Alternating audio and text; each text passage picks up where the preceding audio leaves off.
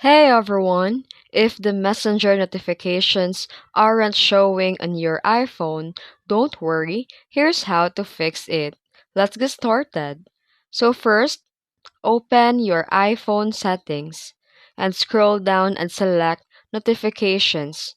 Here, find and tap Messenger. And make sure that allow notifications is turned on. And under the alerts, check that the lock screen, notification center, and the banner are all enabled. Now go back to the settings and select focus and click do not disturb and make sure that it's turned off. Now open the messenger and tap your profile icon and go to the notifications and sound and ensure that the do not disturb is off there too.